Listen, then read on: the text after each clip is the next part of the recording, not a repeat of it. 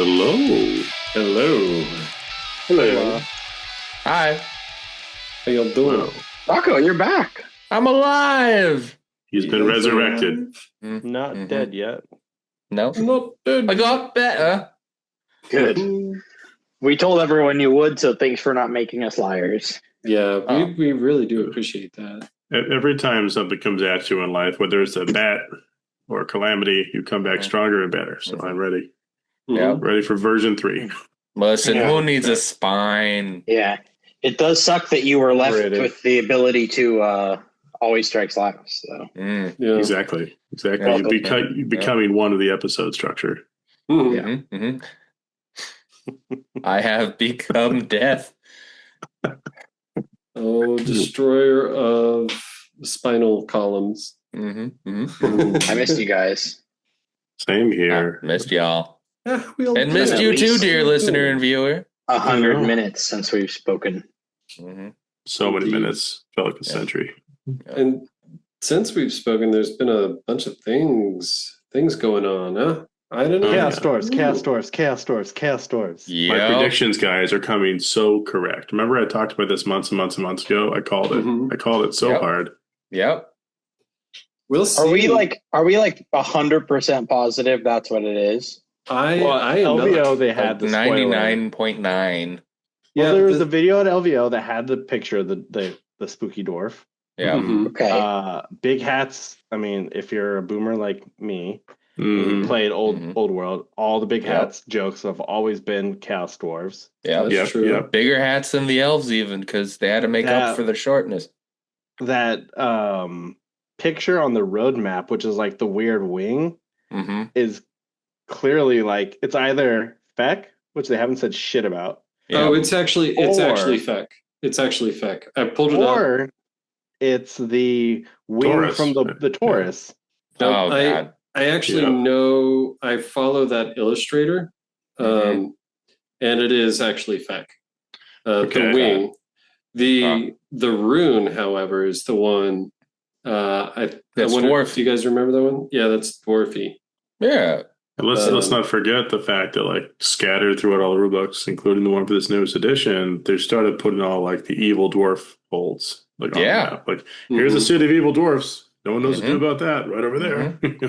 Going guess it's- all the way back to the early Fire Slayers tomes where they were teasing and saying, oh, these dwarves doing magic. They turn into stone. They're evil. They work with chaos about it. And here we are. I'm so excited for it. I mean, you guys Well, know that's my love cool. of They shooting. were slayers that used magic, basically. They broke off. It was one of the founding brothers of Grimnir, whatever. Yeah, brother. You know, And man. here we are. they were just Well, like, that's cool. Sorry to Yeah. derail there. Yeah. Yeah, that would be cool. I think we've all been Chaos Dwarf players if they're good. So, Yeah, from the beginning. Here for it. just I know what spoken you're like true talking tournament playing. My credit card is ready. I know that. Yeah. As is mine, Welcome, it stands brother. at attention. Yeah. Definitely did not rebuy all the Wood Elf stuff I missed as a kid to fill up my Wood Elf army recently, so I'm a bit... and also, some Same. fighting fish might have been purchased. So, I don't know if I can handle a Dwarf release, but y'all have fun and tell me about it. Dude, I'm like triple packed because Wood Elves straight into freaking Horus Had to get wood Heresy, Oh, And Heresy. then- Yeah, Matt, yeah. and then Kimmy saw the models for the new Ideneth, and I was like, God Mm-hmm. Yeah, you fine. still haven't finished your Git army, which I think you bought like 4 boxes of, Matt. So I think you're truly Well, underwater. So I mean, Yeah. I've been underwater for years. Let's not lie. Come on, guys. He's aquatic. I Both did of the them. next best thing, and I'm actually working on Mason's army. So we're gonna get Yeah, Mm. my Gits army. So we're gonna get perfect. Yeah. we're gonna get Mason at best painted. Good. That's our goal.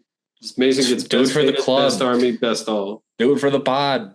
best Mason. Actually, we're gonna That's get what him we're best going Mason. for. Yeah, Yeah. Corsairs Best- recognition, best always stone strikes mason last on recognition. We're trying. So That's fun. we're gonna get there. We're gonna get there. But in the meantime, we've been playing some games since the last report, huh? Mm. Indeed. I We feel have Sir. played some games. Yeah, those of y'all with Cool. non-broken backs, how's that been going? It's going. Okay. It's been an interesting run so far. I think I've played 4 games since our last episode that we talked about. We played. It. Yep, Alex and I got a game in that was very close, much closer than I thought it would be. Further solidifying that either A, he's just way too nice to me, and he needs to come for blood, or B, this really is the edition that I enjoy playing more, meaning I actually naturally try better. I've actually heard that from a lot of people that are saying people who started late third or like somewhere in the mix of third, maybe late second, that like it's finally clicking with me. And it feels like the game that I wanted to play. Okay. The mechanics are making sense to me now. Well, and it's not even making sense. It's more just like it's not so rigid. I think. And like I know I went into like a huge tirade on this, but battle tactics in third were extremely rigid in a lot of ways, right? They made your army be forced to be built a certain way with very certain units in order to get certain battle tactics done. I mean, and even beginning of fourth to bleed into it, right? It was almost felt worse because we were all so used to a lot of the battle plans. We were all so used to a lot of the battle tactics. That I know we had an episode a little while ago where a lot of people were talking about, where we were talking about, we were wondering, is everything coming to this fulcrum of you have a certain type of list, and that's kind of all that's going on in AOS right now, right? We had this episode maybe about a month ago, I think, month and a half. That's right. And now it feels like the door's wide open, I think, because of these new battle tactics. That's my thoughts, at least. All to say, I would agree with that. I would too. Even with the armies that we're seeing win events, or like a 3-0 or 5-5. The tactics are varying a lot. Which is surprising nice to me. It's 100% surprising because there's only one tactic that I honestly want to use, and that's scout. And everything else is just kind of like, I'll figure out what else it is. That's a real fun topic, honestly, in its entirety. And I think we've stumbled upon the one for today, right, Matt? We're going to talk about how the heck do you pick these tactics? Who are they good for? Who are they not good for in terms of what you're trying to do with your army? Let's kind of maybe pick this apart for ourselves first and foremost, but everyone else as well. Man, you got to help catch me up, fellas. All right, yeah. So, Rocco, now that you're back with us for standing and moving, we're going to prepare you. Thank you. Yeah, we have the technology. You won't be a fish out of water. You'll be a fish in water. I love that with the Deepkin, on the Rocco subject, on the Deepkin book that we know is the first book that was written outside of the first GHB, and this one in mind. Yeah. We did not get faction-specific card. Oh, God, yeah. I'm so happy for that. We are off that boat for good. Now that you mention it, that was a worry that I had if they were going to bring that kind of stuff back again, to be like, oh, well, now, you got to play this faction card to do this if you. Whew. That was the first thing I checked. I was like, okay, where's it in the book? Where's it in the book? I was like, it's not here. Yeah, that's so refreshing, but it easily could have been, right? Can you just imagine, like, do you have 3 Namarti units around a boat? You get this one. Yeah. Are you breathing? Yep, battle tactics scored.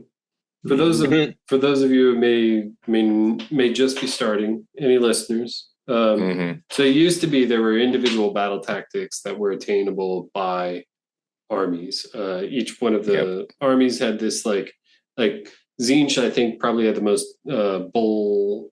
Are you 15 minutes in? We're not 15 minutes in. I can't curse yet.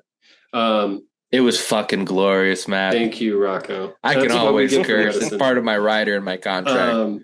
So it is, actually. We checked. My wife's a lawyer, so she negotiated a very good one for me. I gotta be honest. Very good. But yeah, there were total bullshit battle tactics that you could get. And then grand strats on top of that. A total of 9 points in your fucking cheater dice. Just take the 6 and the 3. Like, yeah, cool, dude. Put that to the side. Put it in a box. Yep. I scored my shit. That's 5 points. Let's keep going. Yeah, Yep. that was ultimate feel bads. And it was non-interactive, right? So you're right. So we're done. We it's officially confirmed that none of that shit is there. Well, for now. So the wheel will turn yet again. I don't think that we'll go back to getting faction-specific battle tactics. I think that they know that was not well liked. That was a great way to sell armies at good one or point, bad, but not you know. Mm-hmm. I think maybe drunk Alex had influence when Matt Rose got stuck in a room with me. You know, Nice. I've heard that story. Not just you. There were some other people that he just kept getting trapped in rooms after a while. Hey, 7 IPAs and a strong topic and move mountains sometimes. Yeah. Why are all the dice roll a D3 and then the effect happens and then it's a D6? Yeah, Come you're on, right. Come on, man. Make it make sense, brother. I was just imagining the situation like, Alex, if I promise to change the next edition, will you unlock the door? Yeah. Just funnels of sweat. I'm going to take credit on some of these things. I love it. You should, man.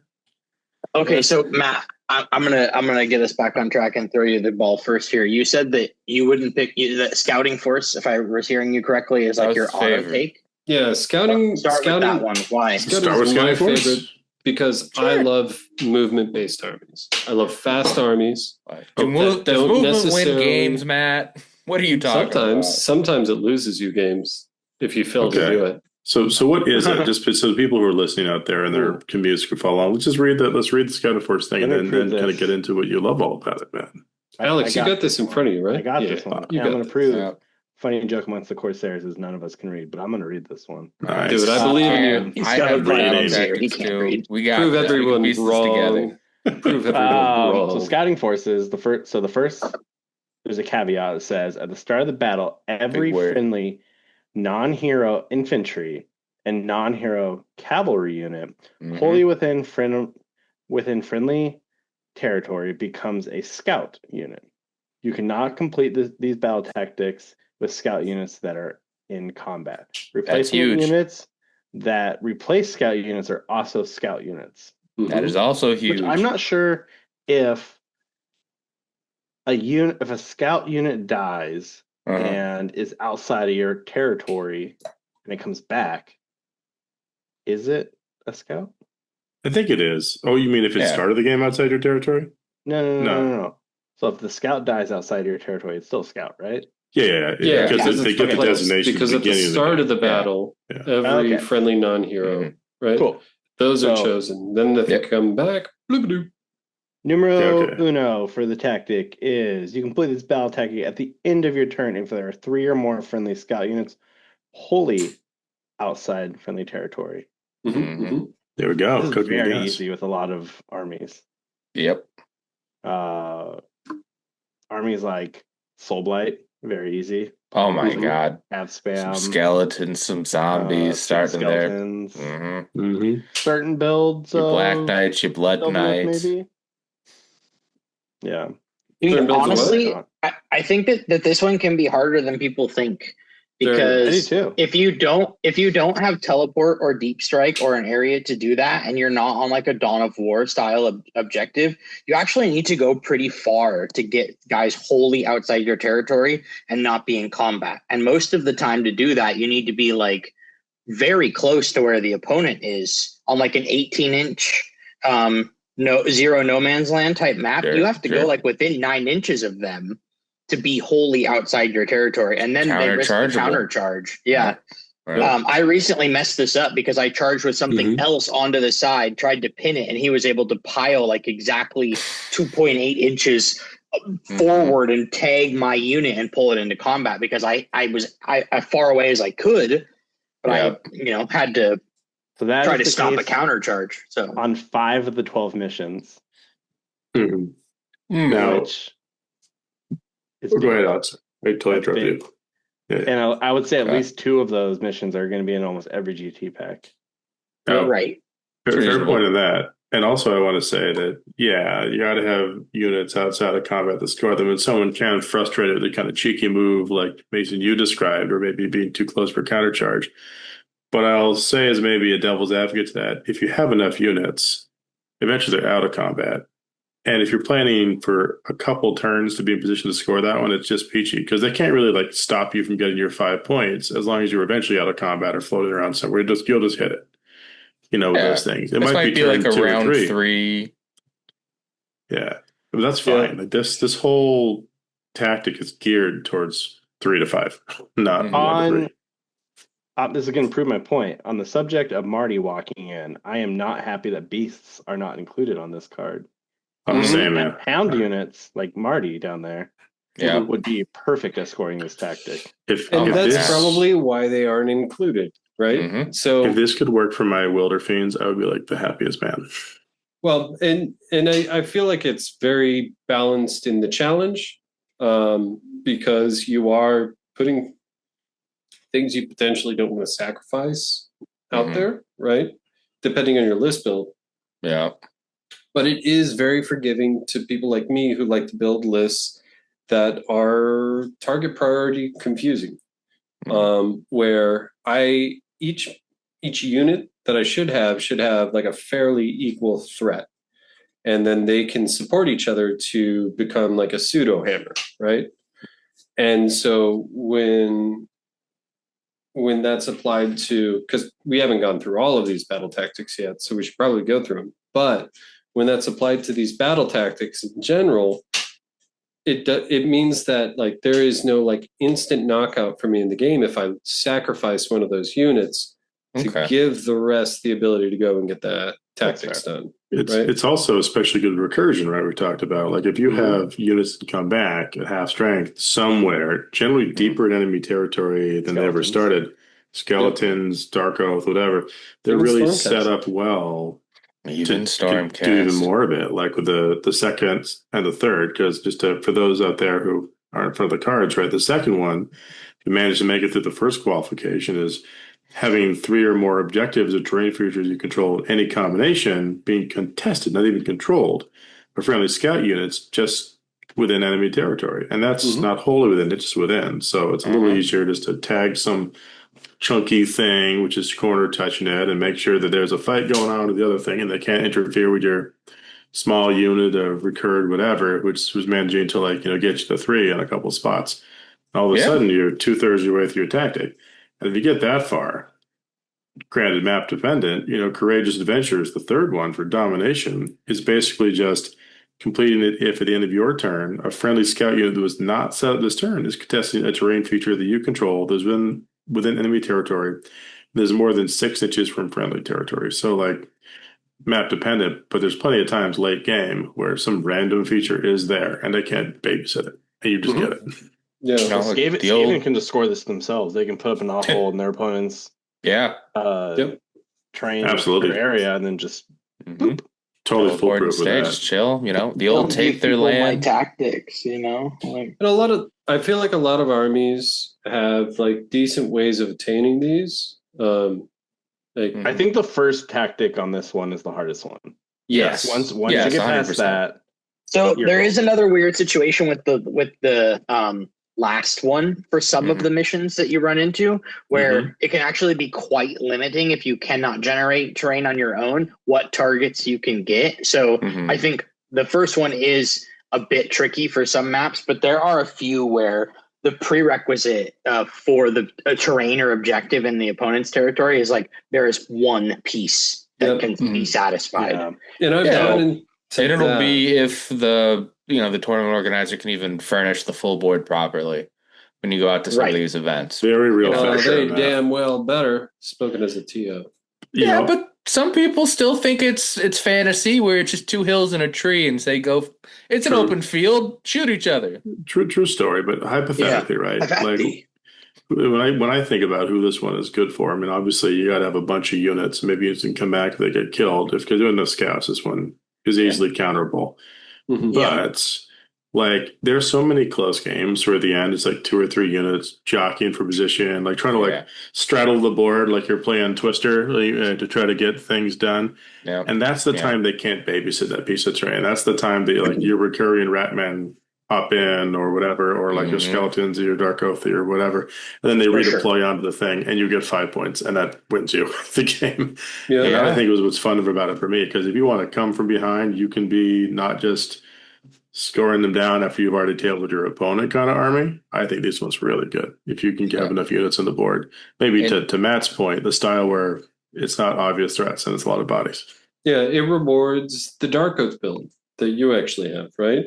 Because you have screens, and those screens can take a charge and die, right? And they can come back. And they can come back. 7 inches anywhere on the board, right? Yep. So within 6 inches of the board edge, 3 or more away from enemy units. Yeah, I do like this card for Nurgle though. It's like the deep strikey guy with like a bunch of the little like gut rat. Oh yeah. Gut rat's boom. And again, the caveat for this is that to score it, you can't be set up this turn. But then that's just again, you move into position round 4 to score it round 5, and you're fine.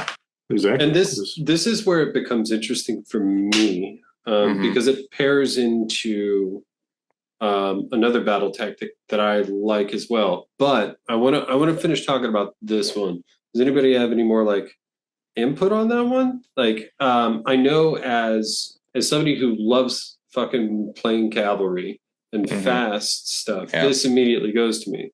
And I actually like committing early on turn bottom of turn 1 if I'm going last, or top of turn 2 to start getting ready for the last battle tactics. And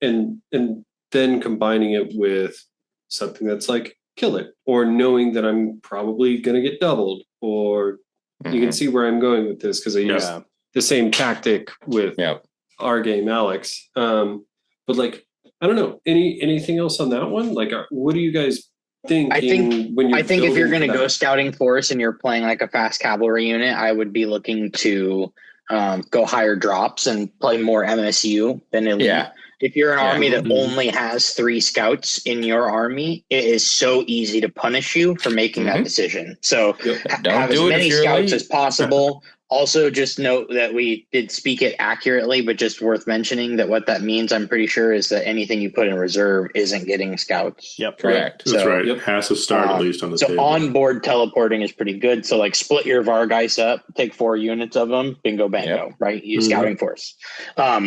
So like there are armies, there are situations that you can just auto do a bunch of these, but it is not a gimme, and it's actually, unless you're building for it, it's quite challenging.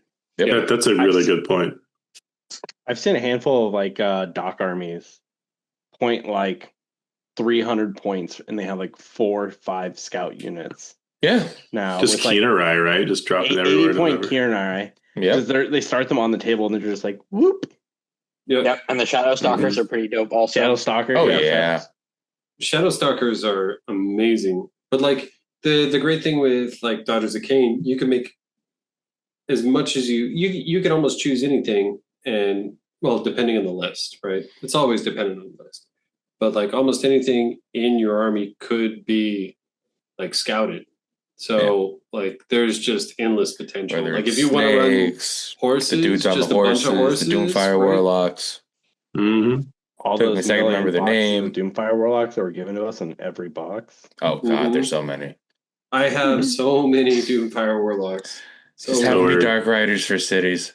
I mean, yes, so good. Yes, which will go away first. The world will never know. No. So we find out whether it's Cities book gets released first or Daughters of Cain books gets released first. That's how we know. I'll say that maybe before we move on to the next tactic, big takeaway for this one is if you only have 3 scouting units in your scouting force, do not take scouting force. I think that's the biggest takeaway. Don't do it. Well, be very careful is what we're saying, right? Yeah. Like I'm saying there are don't some do it. people that can do it, right? But just it is a big risk. And if you're using only infantry, make sure you have a backup plan for how to get it done. Yeah, because they might not have the movement to get over. Well, if you get alpha struck, then you're kind of like stuck for a couple of turns, and then you have to mad dash for your last 3, right? So exactly. Make sure you have a backup for it. Which is doable, but again, it's really hard. And some of these will just be easier for you. So what's our next one, guys? What's the next one we want to delve into? I don't have one they really feel like talking about. I got the next one. Go for it, Alex. Wrathful cycles. Boom. All right. Which is the other one that I like doing, pairing with Scout. So really on this card. So we got step 1. Complete this battle tag at the end of your turn. If you control more objectives than your opponent, it's very achievable. Very achievable. Accidentally will do it. But the strike one, the second one, here's the one I'm going. I got strike, scratching my head a little. Tougher, yeah. Yeah, go for it. What is it? It says you complete this battle tactic at the end of your turn if you are the underdog this battle round. There is at least one friendly unit on the battlefield, and at least half of the friendly units in the battlefield rounding up use the fight ability this turn. Yeah, this is the one that loses it for me. It's a good one. It's really good paired with Scout. Because it's double turn protection, and you play apparently like a madman, Matt, where you just said you like full sending at bottom of 1 if you go second. And you can control if you're the underdog or not by how many points you score if you go second. Now, to clarify that, I don't like full sending into the opponent. I like full sending into the board to be prepared to then be getting the rest of the objectives off of scouting. But in doing so, that raises the likelihood that there's going to be an underdog situation. And also that I'm going to be engaged in combat with the majority of my units, right? Yeah. So those two pairing together for me actually makes a lot of sense. Okay. Especially in an army that either has recursion or is so fighty and based off of fighting and charging, Daughters of Cain snakes, that I want to be in combat. Fair. Especially on the underdog turn. I heard someone talk about an army, sorry to interrupt, Jack. I've heard people talk about this one as like a fun fail safe or like an out, like a backup plan, if you will. Yeah. Because the goal is to not be the underdog and be steamrolling, and it's going to be fine if I don't get these points. But if I'm on the back foot, now I have something that I instantly slot into to stay in the game, and I've got a good game plan for the first one. So that's a good way to think of it. Sure. So almost an uninterruptible tactic 1, and then this is a tactic 2 because it is a somewhat get out of jail free card. Backup. Alex was going to shoot me down here. I saw him starting to say something. But Alex, cut him off. Shoot, Alex. Tell us your wisdoms. In my playtesting, I do not like the cards that say you are the underdog, but Mason just drove a very good point, which is making me rethink my state. And that's why this speaks out to me, to be honest, because I'm going to, paired with scouting, right? I know that I'm setting myself up for potentially getting caught out, right? And that can set me up for being an underdog because I'm out of my element. Everybody's spread apart early on in the game. I'm not coming in to commit. Yep. So there's a decent chance that because I'm trying to play aggressively early on, that I've got those control more objectives than your opponent one, right? So there's a decent chance that I have that. If I don't have it, then I know that I can commit 1 or 2 more units onto grabbing an objective, being stuck in combat because somebody's going to be holding that objective, and then piecemealing maybe 1 or 2 units in on the next turn while I'm an underdog to be able to then make sure that at least half of the army is fighting on an objective that I've committed enough on to either clear or be able to retreat and say, screw it, I'm done. I don't want this objective. All I need to do is be able to engage with the rest of my army. And that comes down to like build specific, right? That's totally fair. Let me throw a couple thoughts out on this one because I have strong emotions about Wrathful Cycles. I want to like it. I get stressed by feeling like I could be in the wrong side of needing to engineer something to work where I'm both more objectives than underdog. They're trying to make it happen. But I think that the answer to it is kind of what you're saying, Matt, where if you've built for this kind of situation and you're like 90% sure your games are always going to follow a certain arc, then it can kind of work. But you have to have the kind of army which hops out early because you're probably going to be forced to go first, gets the objectives, absorbs a clapback. You're never going to at least lose one, but then is confident enough that your like counter punch is super strong. You're probably going to table them and clear it so that you can actually achieve the extremely aggressive domination where Master of Strategy requires you to literally have units in every table quarter, control all the objectives, and have none of them even be contested by enemy units. So you have to kind of go through this wild roller coaster, but you can build an army that's probably going to have that happen if people do what you want them to do, and it's telegraphed, right? So I'm going to counterpoint. I'm going to counterpoint even more. You don't necessarily have to beat the ever-living crap out of your opponent. You just have to make them break up and try and attack you piecemeal. Because if you have enough, if you're building, again, like a multiple non-hammer army that can just come together where it needs to be, and especially this works really well when playing against elite armies. As long as you don't roll a bunch of ones with your stupid vampires when you charge in on like one guy who's left, Alex. Yeah, I'm still spicy about my little Blood Knight failed charge. Let out. It was so sad. Listen, Catacross does block stuff. He does. Yeah, that's really me not checking. Catacross, but Matthew. You don't necessarily have to own combat to get a lot of these. The end one, if you're leaving combats after you've made that second battle tactic, that and scouting together, you don't necessarily have to fight until right at the end of the game, right? So as long as you are playing quickly, ensuring that you have a 5-turn game for yourself, these two together are my favorite. But I'm also like the guy who plays to lose in almost every practice game. So like I'm used to being under, right? I'm used to being under. So this is actually even more just comfortable for me. It's a fair point, and maybe I'm being too dismissive of how easy the third one is to kind of get if you're following your arc, with the MSU thing. I don't know. What do you guys think? Is there a strong feeling you have about the Wrathful cycle, Alex or Mason or Rocco? I have takes on this, but I'll go last. All right. Okay. My initial reaction. My initial reaction to this one is it's not my favorite. I think that if I'm building a list for Scouting Force, which I also really enjoy, me and Matt are very similar in that regard. There's actually a different front runner for me for the second choice. Okay. And of course, it is going to be build dependent. It is going to be army dependent. I did talk about, like, I've heard people justify this one as a comeback mechanic, and I can get behind that. I have a hard time wanting to do that myself, only because I'm like such a Chad that I just want to play as though I never lose or anything goes wrong for me. Yeah. You pick the win more battle tactic. Yeah, it's more like alpha energy, what I'm saying? Like, which is just full Fanta. A++ on every test. Right. Yeah, exactly.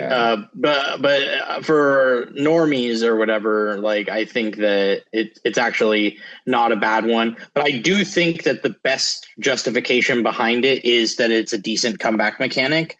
And I really want to hear good reason or see good reason within list construction, like why you're not picking another choice. I think that to be taking this, like what Matt's describing, totally sounds like him. But it's deliberate and specific. So extremely. It's not his a play terrible style is he knows at some point he's getting his ass beat in for a turn. He knows it. He accepts it. He knows the dice will turn on. We know it, right? Like, yeah. It could be 1 point. It could just be 1 point. That's all I need to be down, right? And that's it. Right. Now, granted, it could be 20 to 50 points, but I'm leaning on that 1 point chance, you know? I like it. The nice thing is that it's the second one, right? So let's say your opponent like decides to double you 4 into 5. You don't need anything else to happen other than they doubled you. You've lost the whole army. Boom, I'm the underdog. This one unit will fight. Oh, it doesn't matter. Okay, nice. Here's my tactic. So in the same vein, it does make sense. Like because sometimes that means that you got 5 out of 6. That was a good battle tactic game. You know what I mean? It's not a bad way to think of it, honestly. Basically, like you could forget the last one unless things really go your way, but getting like 5 out of 6 is solid. But Alex, you had a hot thought. You were waiting in the pocket with this one. Well, you said a few things which popped out to me. As someone who's been playing a lot of OBR, you keep saying this word spread. I don't know what that means. That's true. That's true. Spacing. Something that jumped out to me, and this has been coming up in some of my practice games, is you mentioned you probably want to go second, or you probably think you're going to go first. Your opponent's going to give you first turn, and I don't think that's always the case anymore. No, yeah, that's true. I think choosing to go first in a non-alpha world, like a non-interactive world, is a very plausible thing. Because we can go into our next card, which would be Attuned to Gairan, which the first tactic on this one is you can play this battle tactic if there are at least 2 friendly units within 3 inches of the center of the battlefield that are not in combat. So it sees we love sacred centrality. This is one of the most popular cards to see, and if I know that I have the same tactic path as my opponent, and I get to the center first, they may never score this card at all. Yeah. Yield sees the center. Here we are. Just hold it. Just block off 15 points. You can get, to turn 5. And even if you just get to turn 3, right, and they haven't done it, they can never get 15 anymore, right? You started to eke it away. Yeah. I played a game yesterday where I outdropped my opponent. We both had a Tunde I ran, and I'm just like, okay, maybe I'll give him turn. Maybe I didn't expect him to just bum rush to the center. Yeah. And he tacticked out on this card, and I never scored it once because I let him get to the center first with 2 big blobby units, which if you're not fought Blade Lords now, oh, buddy. Yeah. And that is specifically why I don't like this battle tactic, because if you lose the first, it's really hard to get any of the others. Right? Yeah. But I think you just need to be able to punish. If you're unable to punish your opponent for putting things in the center, then for sure. You don't want to pillow fist and take this. Yeah. Because then you can't fight it back, right? But if your opponent does that and puts you in charge range and double turn range, that's the angle where you take that double turn, you punch through, you punch harder, you level that middle, right? It is harder against Catacross OBR that just does sit on it, but a lot of armies can just punch their way through whatever you put on the middle. But it's fair. And I guess if you were a real anvil and you're going to go sit on it, this one could be great, especially with enough units to kind of do the second. Where okay, I'll roll 2 back, I'll charge 2 in. Well, let's actually say what the second one is. In a match to match, the most controversial tactic, face strikes. You can play this battle tactic if all the following are true. At least 2 units have used a retreat ability this turn. Those units are the lure units. At least 2 other friendly units have charged this turn, and at least one of those units that ended its charge move in combat with an enemy unit that charged a lure unit that retreated. Okay. So again, I've been a wood elf from way back. Big fan of them. This thing, I love it. I love the idea of it. They came in, they charged their dudes, they fell back. We charged the units that came in like schmucks. Love that.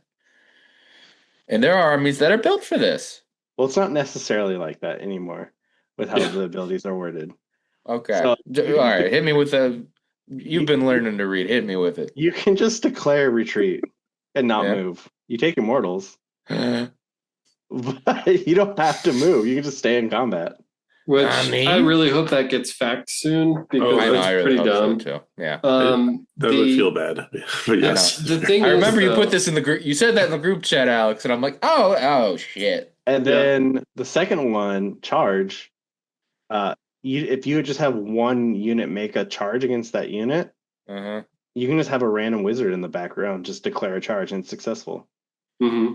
I'm still gonna say used has to be acknowledged in the sentence. If you look at charge, I know what you're gonna say. Just declare it. Yeah, just declare it. It's all modular, best game version ever. Yeah. Very, very fair. So a bit of a sliding scale here as to whether, like, with the current interpretation pre-fact, it's a little easier to do with some of this stuff, or maybe if they decide to make it more explicit, a little harder to do. But if you have the right build, this is totally like a thing that can happen, right? In a world where it could be changed, where you literally have to end a charge, into an enemy unit. Great for Night Haunt. Hey, I don't care if I. This is the Night Haunt ability. Yeah. This is the Deepkin one because Deepkin now have retreat and charge. Yeah. I'm fishy about this one. This should be Stormcast. They're using Vanguard. Yeah. This is the OBR card. Like, no, there's so many good ways to go about this. We still have to talk about the third one, though, because I think that one of the themes about all these tactics, right, is, okay, you're having your best day ever versus you're having your okayest day ever on the battlefield. What does that look like for your tactic path? I'm going to go out with my spicy take and say that it's a total win more third. 100%. Oh, God, yeah. Yeah. Yeah. And 100%. For those who aren't looking at the card or just listening in with us out where you're driving or doing things with your family and pretending to be involved with your grilling or whatever it is you're doing. Yep, definitely with that earbud in. Yeah, not to speak from personal experience. Purification rights is completing this tactic at the end of your turn if no enemy units are within friendly territory and no enemy units are within neutral territory. So if there's a game still going on, you're probably not getting this one. But you can still get the first two. Yeah. And to me, it's so army dependent because, like Alex was saying, if you run into somebody who's got the same type of build, whoever gets to the first or whoever gets to the center first is essentially owning this battle tactic because they're going to be ahead of you by 5 points for the majority of the game unless you completely wipe them, right? Because you're going to be hitting them to try and get out of the center. That means, or to push them off the center, right? So that means you've already got people in combat from the beginning of your next turn that can retreat.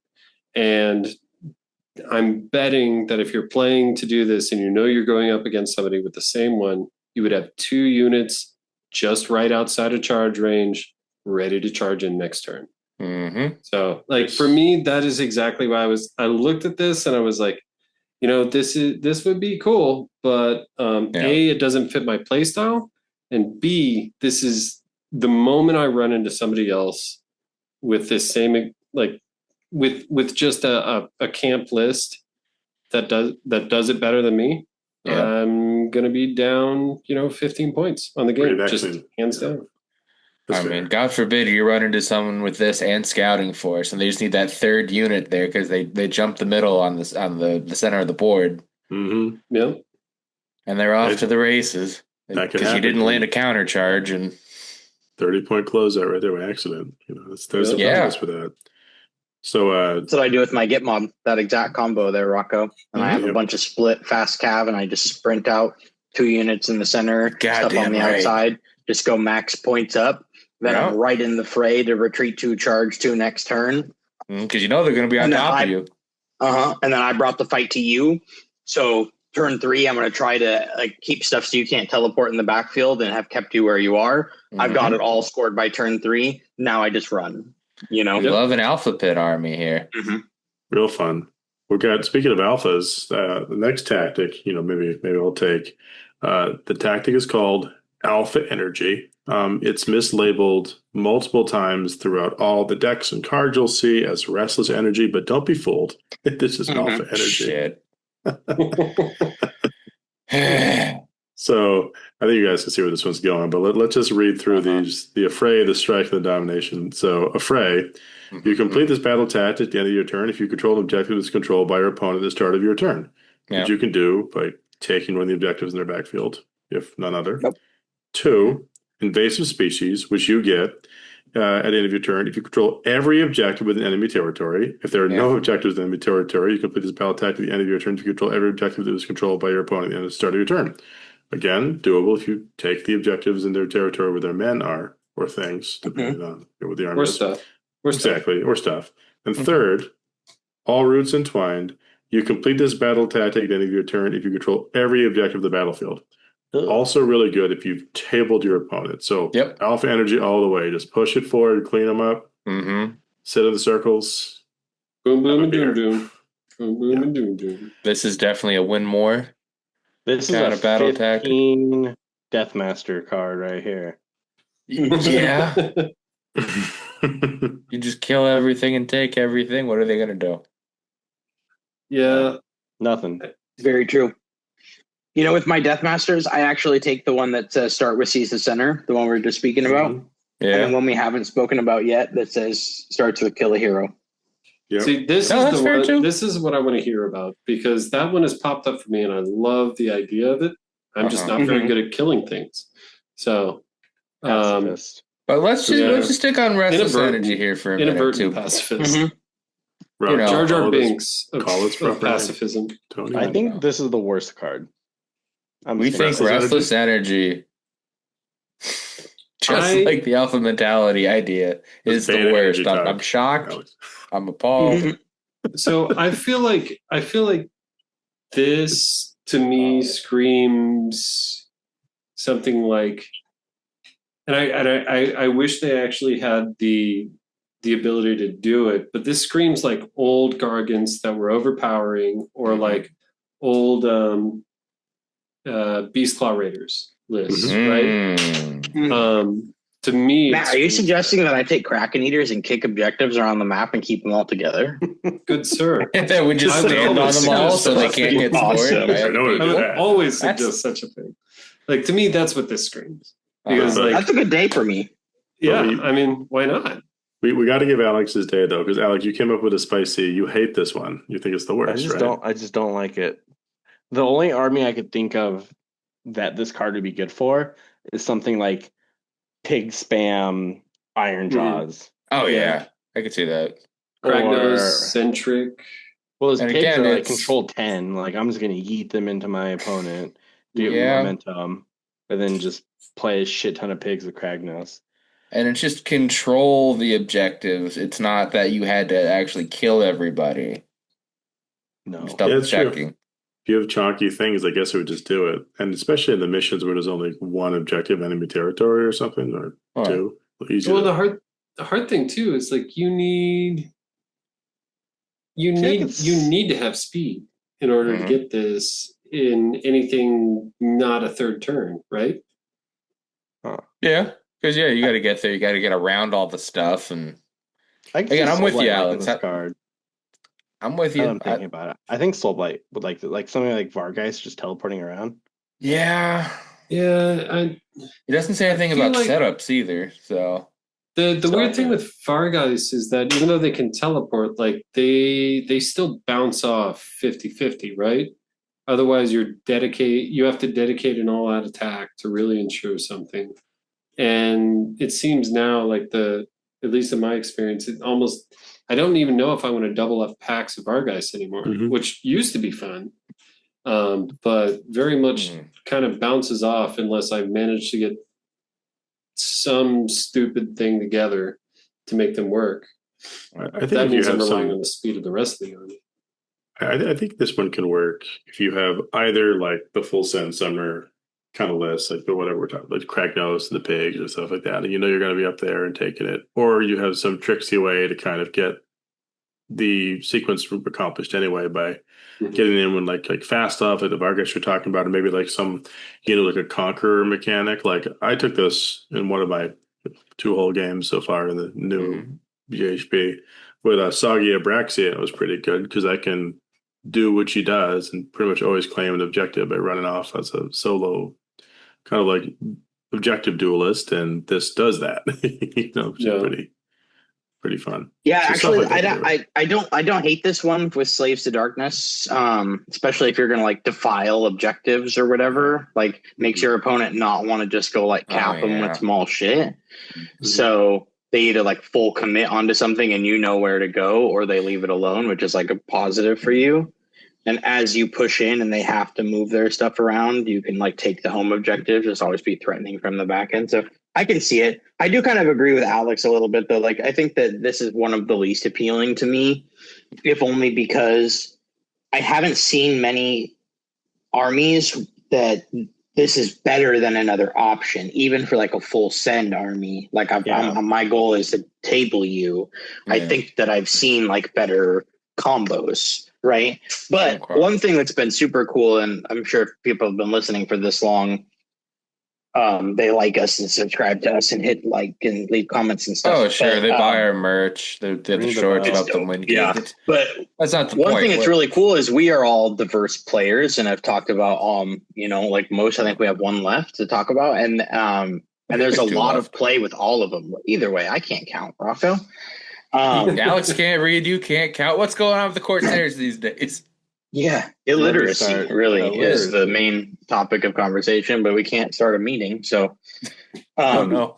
Yeah. No, that got real quick. Yeah, it's okay. But it's because no one can read the minutes. You can't read the memo. Yeah.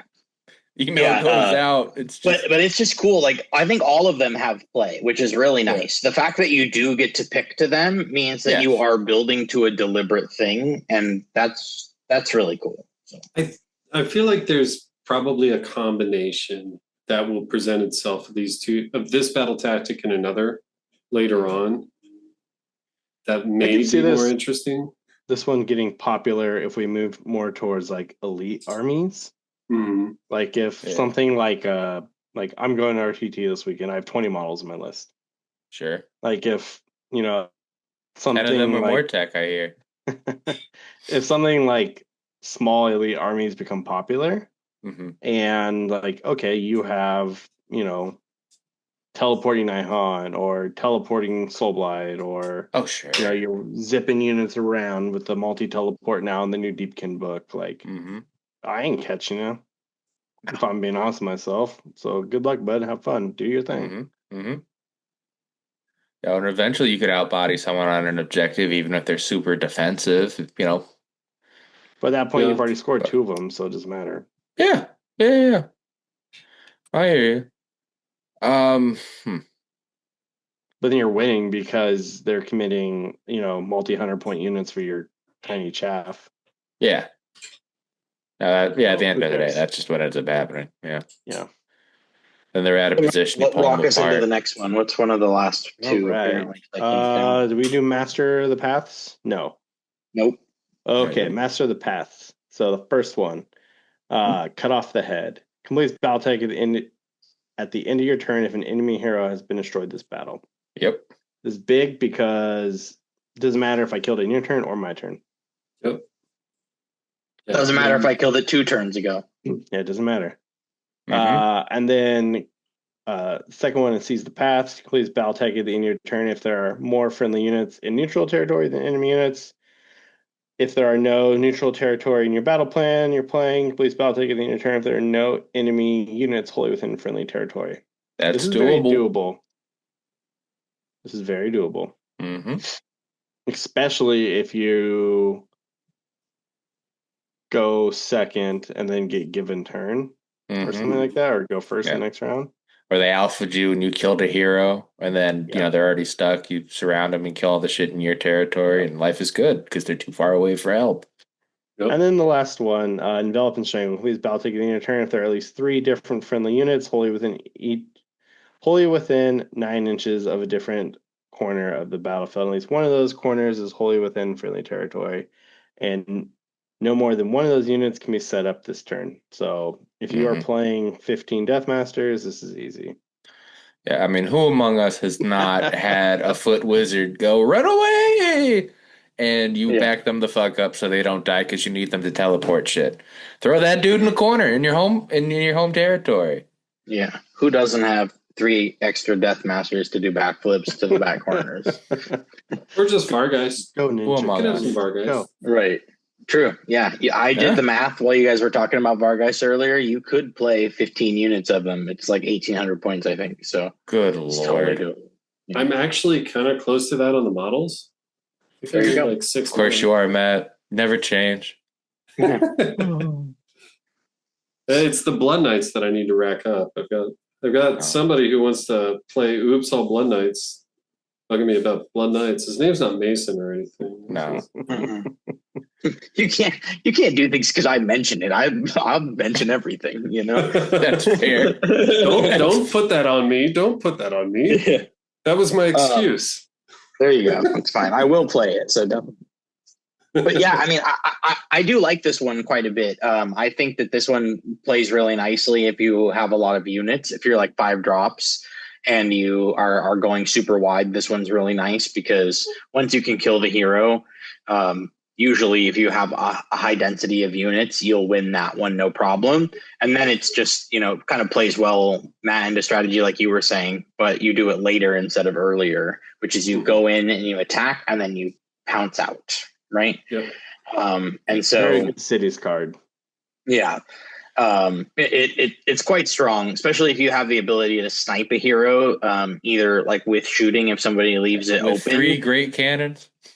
Right. Yeah. Or if you have enough shooting to take down a hero monster that might inevitably be in somebody's list. That's another way to look at it. They don't get obscuring. That's 100%. Right. I'm taking that Tree Lord the fuck down. All right. We're right. Exactly. And so like things like that can be pretty good. Or if you have like a fast scalpel unit, like that could sneak in the back or, even if you have 6 prosecutors that you're going to teleport outside of 9 and then 3d6 charge and have them like take out a foot hero or something like that. Like those are angles that you want to be looking for early where it's worth the points because you know that you can easily do the other parts of the tactic while still like accomplishing the goals of the game. Yep. The last one, letting you teleport 1 unit is really cool. Because you can just like teleport the Vargeist on turn 4. Have him be in position. Turn 5, teleport the last one. Shadow Stalkers, because you can do one. Right? Yeah, anything. 3 revs. Well, it's 1, so that's at least good, right? Right, that's what I mean. You only really need 1. It's a good card. Very good card. Yeah. And so many armies do. You get gets still have the spell to teleport as well. I believe. Yep. Yeah. Sort of, I mean, you can honestly, you can just do it.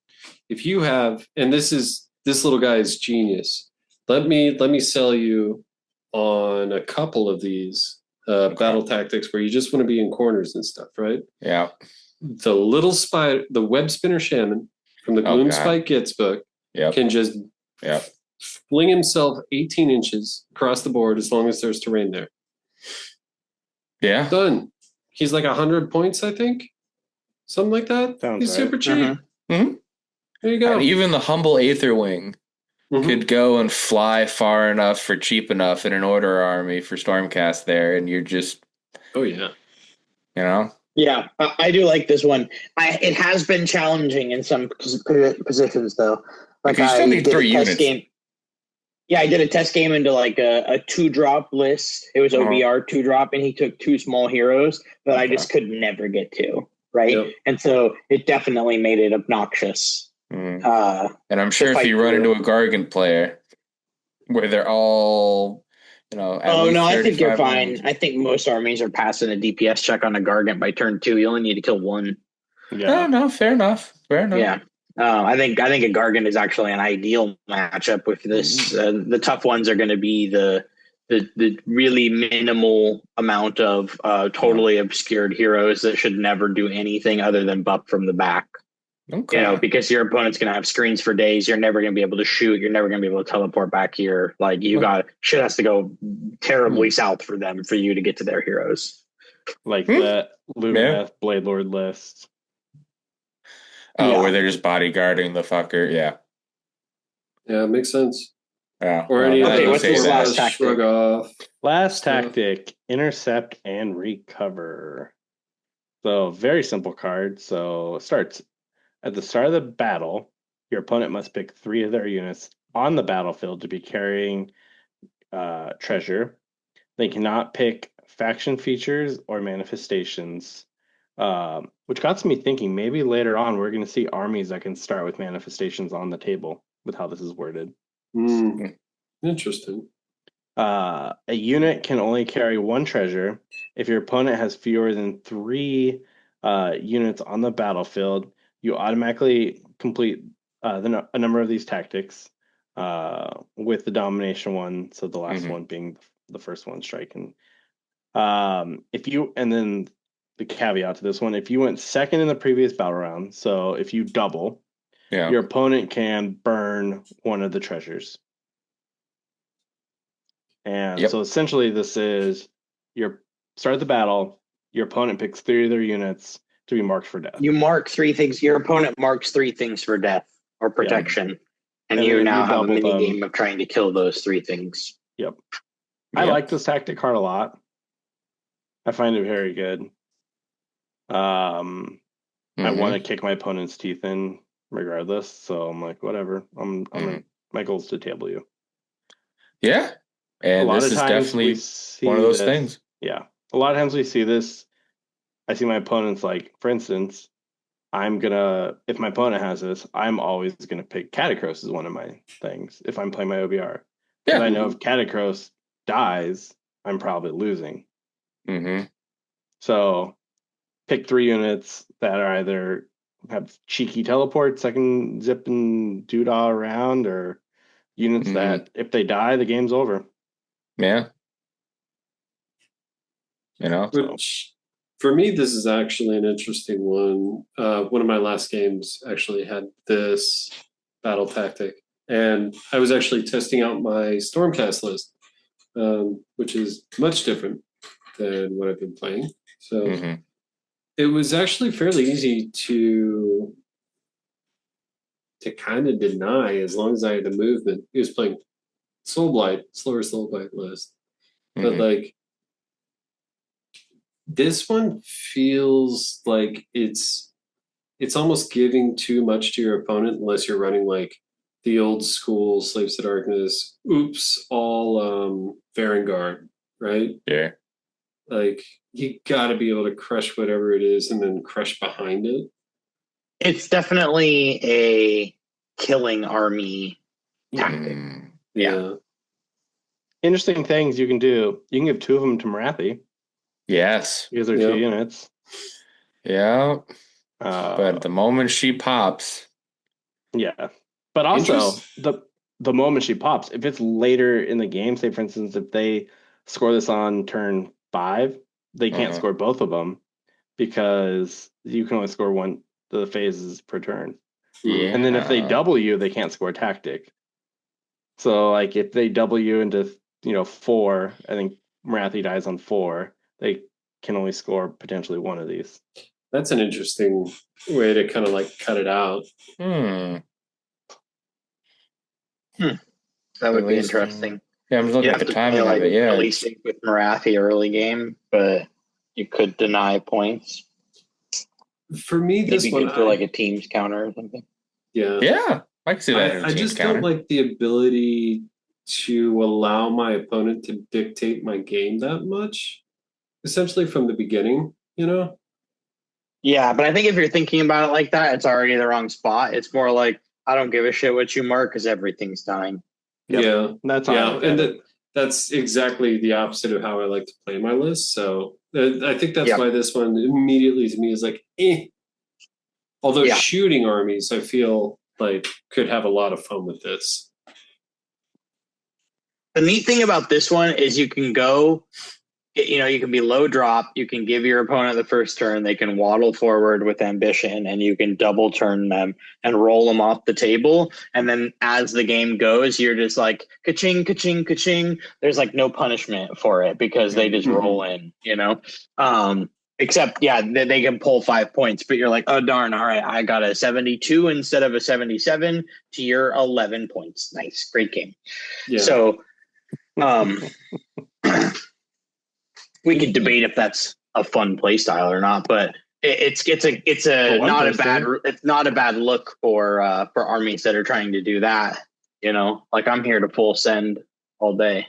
Mason, you just gave up my strategy. You can definitely. I feel like it's definitely. You can no thought your way through a game for sure. Yeah. But yeah, I think that it definitely is a slight risk because if you have a very keen opponent or a list that could make it quite obnoxious, then you could make it challenging. So there is that risk element. They all kind of have a risk element. It is interesting that this one doesn't get progressively harder in any way. There's no other caveat. It's just, can you kill the 3 units that your opponent got to say from the beginning, I don't want you to kill these guys. Well, I mean, I like that it punishes you if you do want to kill, right? Mm-hmm. Yeah. Because if you want to kill, and table your opponent, then you kind of want to double at one point. There's gonna be like 1 out of 4 games where you're like, I want to table this guy, right? In order to get my job done. For sure. And I think most of the times you will. When that position presents itself, I think you probably will. You'll just forego the 5 points and move on with your life. Tactic in every single one of my games. And even in my losses, I've never not scored at least 2 of them. Yeah. And to be fair, if it's been said before, said again, giving your opponent that choice, their own decision paralysis, you can see what units are really important to them and which ones they think are totally unkillable, and you glean a little bit there off of what they're doing. Mm-hmm. And maybe they fuck up. Right.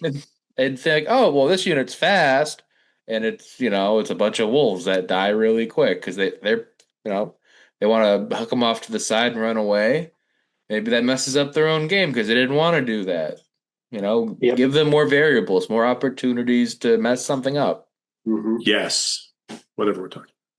Thank you, Jack. Good looking out. Yeah, I agree. I think that they're all good. They're all viable. I think that we will see a pretty even spread. I think there are some, like this one in particular, that jump out to me as ones that, like, in the long run, we'll see as like they'll edge out forward of percentage taken, just because anybody can take this one, right? Yeah. We didn't say you necessarily need to build something special. You can just be like, I'm an army that I think that I'll kill my opponent at the end of 5 turns, right? Yeah. Like, that's not an alpha army necessarily, but if you just think you're going to table most opponents because you're a big old glass cannon or something or whatever, not a bad one to take. I'd never want to double you. That's totally fine. I'm just definitely going to kill you by the end. Yeah, right? We'll play a game of 40K. Like, you go, I go, you go, I go, and then we'll kill you by the end. We're talking intercept and recover, aren't we? Yeah. And so, like, I think that they're all they're all quite strong. I like them. Yeah, I think that's a really good general consensus that I would pile myself onto there. But I don't know. I'm personally a big fan of intercept and recovery, just to maybe come in late. And I think it has a lot of gas to both play some weird mind games with opponents, but also have a good way to get your points almost no matter what. Because you can pick units and make them choose to hide them or not, and that could be a fun thing that we talked about earlier. Yeah, Rocco touched on that too. Totally agree. And again, he was off headset. That's how you know I'm right. He came in blind. He didn't know. I had a need to come and validate Rocco immediately. Or you have a telepathic link. Listen, again, East Coasters. It can be both. Yeah. We both tasted the pizza of DC, and something in the enzyme just keeps us connected. And I used to live in Massachusetts. I've had the chowder. Finished another death. Looking nice. Yeah. It's true. For our listeners at home, Mason showed something extremely filthy for one of his lists. Yeah. Deathmaster number 9. Yeah. Ooh. I came up with a name for your list. I hope you'll consider adopting, Mason, for future incarnations. It's not really even a pun. It's lazier than that, so I'm not really rising to my own level, but like a ninja football team, I think would just be great, because you really don't have enough models to go much beyond that. True. Yeah. And there are going to be a lot of Blood Bowl models. I mean, that's your display board, right? You get a Blood Bowl pitch. Mm-hmm. It would be pretty cool. I was thinking something a little different, but okay. I mean, do you think? Do you have Mousetrap, the board game? This is great. Just set that up. Put your rat models in it. Yeah, that would be funny. I gotta look that up right this second. Like paint it up too. Sign off so that I can find this.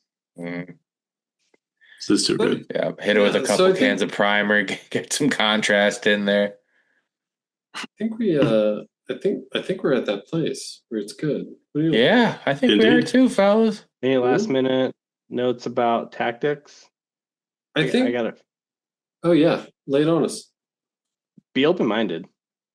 Understand that what we're seeing now is not going to be the same in 4 months. Explore, play all the new ones, unless you have minimum scout units. Yeah, don't do that. Yeah, that's the one rule we really come up with. Don't do that. You're playing Hero Hammer. Don't do that. Have fun with it. There's some good ones. Do that. Have fun with it. Absolutely that. I would not immediately rule them out, even if I think they're bad. The only thing I'd throw as a final thought on it is like, we finally have tactics that can reflect your plan. So pick the tactics that reflect your army's plan. That's true. Can't be too far. That's true. I heard recently someone say, it's like, oh, now we're finally supposed to build our armies around tactics. And I immediately just like, brother. Did you giggle? Were you not? I just like, face in hand, like, brother, were you not doing that before? There was a significant subset of players out there who did not know how to take the flanks religiously.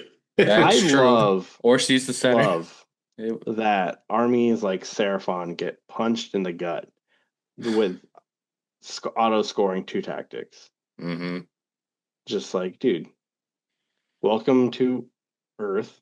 Yeah, the rest of us. Yeah, or we have to fight for our tactics. Yeah, it's a whole new game. You can't just sit in the temple and contemplate the cosmos. Can't clever girl this shit. Yeah, that's right. Your army's still a little broken, but I think we're back down in the past. Far less so. Yeah, far less so. Yeah, I love that people are bringing that big dinosaur T-Rex monster. That one is really cool. Bring that idiot. More of that, less of the so croak, please. So nice. But I love that people are bringing it. It's terrible, in my opinion. Yeah. The Carnosaur? I love killing it. Yeah. Yeah. Oh, yeah. No, it died. It's still a 4-up save, right? No, it's a 3-up, no ward. Oh. It's the Troglodon that you have to worry about nowadays, which is really hilarious. That is hilarious with how easy that thing used to eat shit and die. So anyway, I love that model. Somewhat off topic, even though we're at the last word time, but hey, it's always strikes late energy, throwing it out there. Just kind of say, I hate their terrain piece because I think it's so powerful, even for 20 points. As a basement player, when that rule came out, that is exactly when I knew my army was going to be squatted. Especially because that was how my summoning worked. And they would kill all my summoning units. And then sadness happened. So we got to find our last word, guys. What's a good word? Power Unleashed.